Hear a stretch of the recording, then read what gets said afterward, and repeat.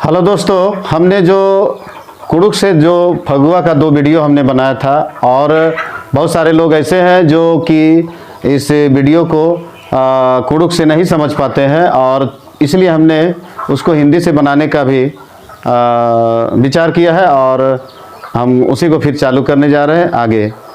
तो हमने पिछले वीडियो में बतलाया था कि फग्गू, जिसको फगुआ बोला जाता है, उसका कहानी एक दंत कथा है या मान्यता है, उसको कहा जाता है।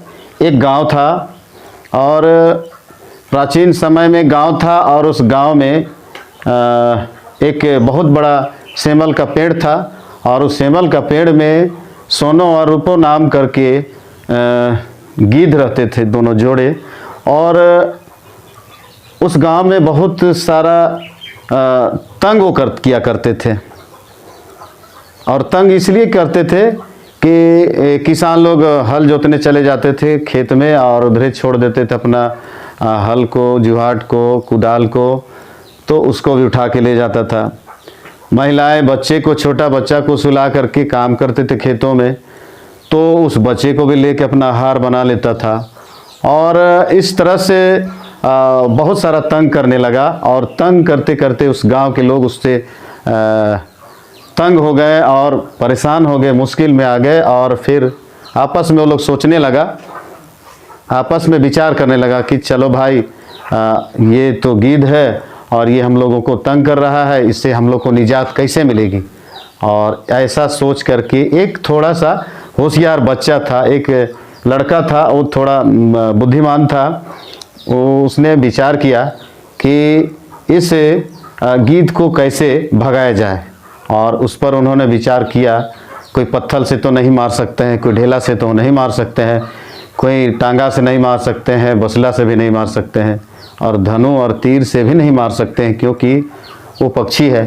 अब उन लोगों ने सोचा कि अब इसको कैसे किया जाए। तब इस पर विचार आया कि जो अघान में हम लोग का पुआल होता है, धान मिसने के बाद जो पुआल होता है और उस पुआल को रखा जाता है, वो बहुत सारा रखा हुआ था।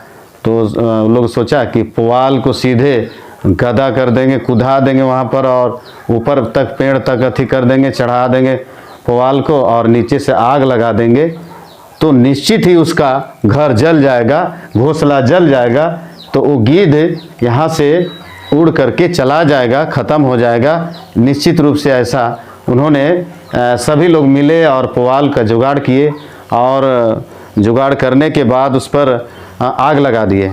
तब आग लगा दिए तो जो सोनो गीध का, जो रूपो गीध का जो घोंसला था, उसका जो घर था, उसका जो आवास था, वो जल गया और गीध भी वहाँ से भाग गया, ऐसा मान्यता है। और उस दिन से सेमल का ही डाल को काट करके उसमें पुआल लाद करके और फिर एक निश्चित स्थान होता है फगुआ का, हम लोग फगुआ चीरा बोलते हैं या फगुआ स्थान भी बोलते हैं उसको, वहीं पर गाड़ दिया जाता है।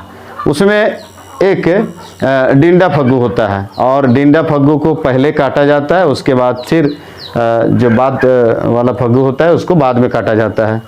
तो डिंडा फग्गू का मतलब होता है कि उसमें फूल नहीं आया हुआ रहता है और उसको काट करके उसको गाड़ा जाता है, फिर उसमें पुआल लादा जाता है। उसको जो कुंवारा लड़का है वही उसको काटेगा, दूसरा नहीं काटेगा।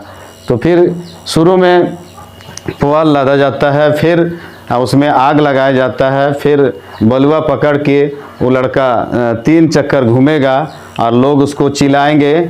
बहुत सारे लोग ढोल और मादर बजाते भी हैं और चिल्लाएंगे भी।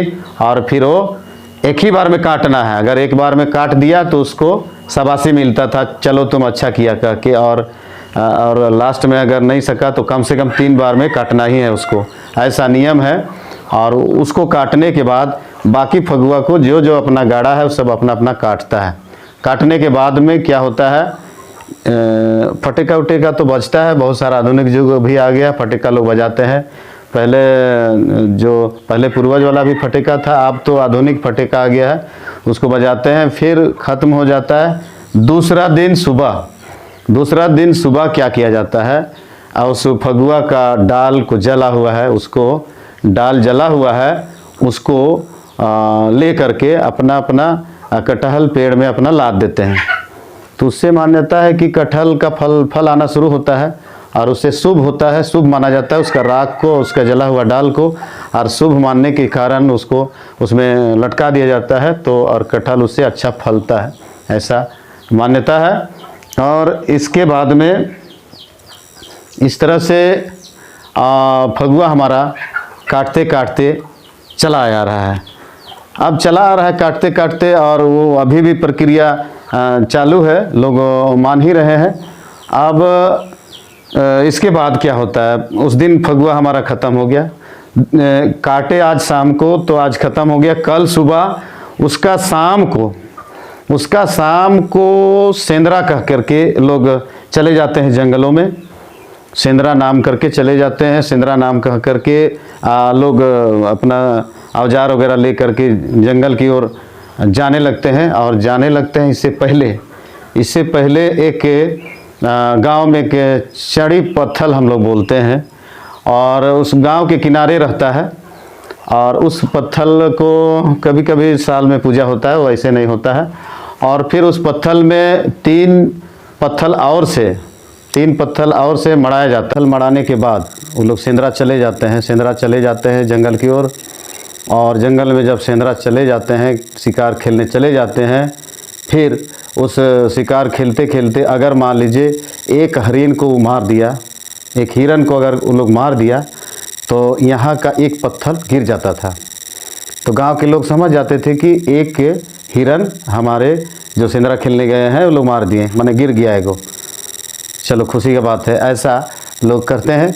उसके बाद कुछ देर के बाद में कुछ समय बीतने के बाद में फिर एक आध पत्थर गिर गया, तो समझ जाते हैं कि कोई भालू या फिर कोई भी जानवर को फिर मार दिया है, फिर गिर गया होगा, मार दिया है, ऐसा ये लोग सोचते हैं। और पत्थर जितना गिरते जाता है उतना वो लोग जानवर मारते चले जाते हैं, ऐसा मान्यता था और होता भी था, ऐसा हमारे पूर्वज बताते हैं। और उसके बाद में सेंदरा करके वो लोग अपना डेगची बर्तन भी लेते चले जाते हैं और खाना वाना बना के भी खाते होते हैं। फिर दूसरा दिन वो लोग लौटने लगते हैं। उससे पहले कोई हल का हर जुआट काट रहा है, कोई साहड़ी काट रहा है, कोई टुड़सी काट रहा है, कोई कुदाल का बेंट काट के ला रहा है, कोई टांगा का बेंट काट के ला रहा है। और इस तरह से वो लोग उसको लेते आते हैं। और जानवर का कुछ अगर मारे हैं तो उसका मीट को भी लेते आते हैं अगर बचता है तो, और सारा ले करके वो लोग दूसरा दिन शाम को यहाँ गांव पहुँचते हैं। और जब गांव पहुँचते हैं तब उस दिन शाम को महिलाएं बहुत अच्छा से मतलब घर को लिपाई करते हैं, चूल्हा को लिपाई करते हैं, बहुत सारा ये करते हैं। उसके बाद में गोरगोरा रोटी जिसको बोला जाता है, और उसको फिर बनाते हैं। पहले का पूर्वज में ऐसे बनाते थे लोग, और उसको बनाते हैं। फिर रात को देवी देवता जो भी है उसको अर्पण करते हैं, गिराते हैं। उसके बाद में उसको ग्रहण किया जाता है, उसको खाया जाता है। और फिर इस तरह से हमारा जो फगुआ का सेंदरा का जो कार्यक्रम रहता है वो समाप्त हो जाता है। और हम इस तरह से आज का वीडियो हम ख़त्म करते हैं।